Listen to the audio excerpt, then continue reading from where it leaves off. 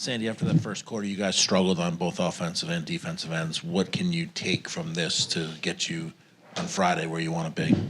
We're a way better team than what we showed today. So it was disappointing with that. I just thought, we turned the ball over and gave them easy things and easy baskets in transition, and just went away from what was working for us the first game. And but we know what we need to do, and now we're going back. It's just a elimination game. So that's it. We just got to prepare for that. Stay confident. We're a way better team than what we showed, and that's what we'll do. We'll focus on being better.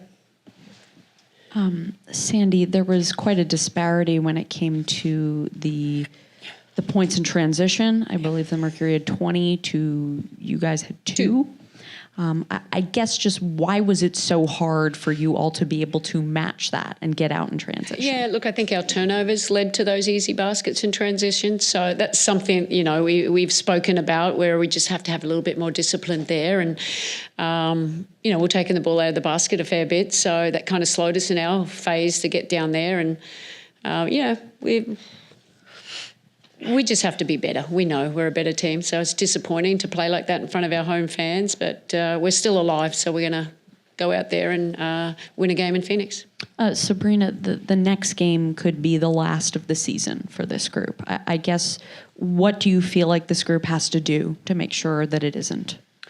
Yeah, I think it's control what we can, and that's just being a better team. I think it's learning from today, and that's a huge part. We can't go out and play the same way we did and expect a different result. I think we have to go out and make the adjustments and, play like our season's on the line, because it is, and so is theirs. And I think that's, it's going to come down to who can execute, who can string together the best 40 minutes of basketball, and, hopefully that's us. Sandy, in terms of what you were able to get from Stewie tonight, what was she able to do in your view, and what were the things she wasn't able to do that you usually can take for granted from her? Look, obviously it's a very physical team.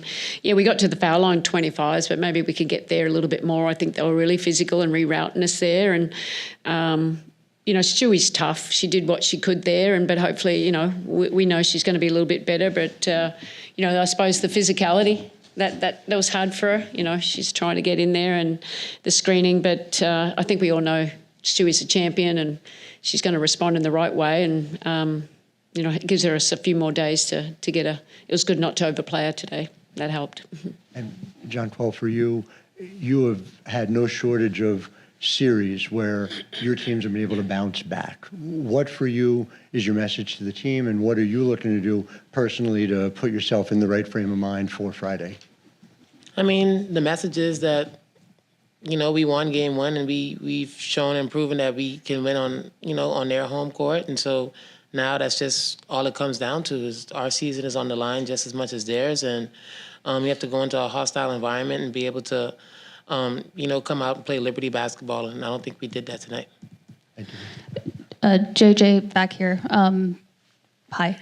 Today was kind of like a microcosm of this season, in the sense that you guys have been dealt with so many injuries and you have all this talent, but we haven't seen the full potential really. And Stewie tried her hardest, but so I don't want to act like this is all on her, but I guess, how frustrating is it that you guys are on this brink of finally being able to reach your full potential, that one more speed bump comes and disrupts things? I think it's deeper than just that. Like you said, it's not just on her. I think, all of us have to kind of step our game up, step our defense up, our offense up. Just looking at the stat sheet, we're such a powerful team offensively, and tonight they were able to really congest us and kind of muck things up. And I think we just have to do a better job of executing and being able to find, what the openings are and ways we can kind of exploit them on offense. But I think it's, like you said, it's not just her, it's all of us. And then Sabrina, how are you feeling? And I guess, it seemed like you kind of had a rough night tonight. I'm all right. I'm never going to use anything as an excuse, so I'll be better Friday. Hi, everybody. For Sandy, Phoenix had a lot of success with their inverted pick and rolls tonight. As you guys start preparing for Friday, what's going to be something you sort of look, as you and the group sort of like look for to sort of get right when it comes to defending that? Yeah, we'll watch the video. I think they, obviously they put different players in it tonight with Satu and Dewana Bonner, and we've got 2 days to prepare a little bit better for that, and with the adjustments that they made there, and execute against it better. Hey, Jonquel, also back here. You just talked about there being areas that you could potentially exploit, some gaps that you guys could hit. Where are some of those areas that you feel like you left opportunities on the table? I got to watch the film, to be honest with you. It just felt like I said before, like they were just heavily congested. Maybe we shoot our threes with a little more confidence to kind of open things up, but just right now we just need a little more time to get back into the film and watch the game again, and then try to dissect things from there.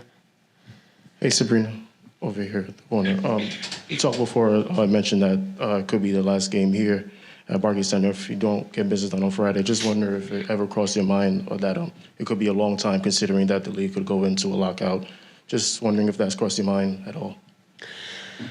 No, but I think we know the importance and significance of our fans and what we've built here, and I think we know that we got to play better next game because this shouldn't be the end, and how we leave them. Us as a team, but especially our fan base who've supported us through a lot of highs and lows.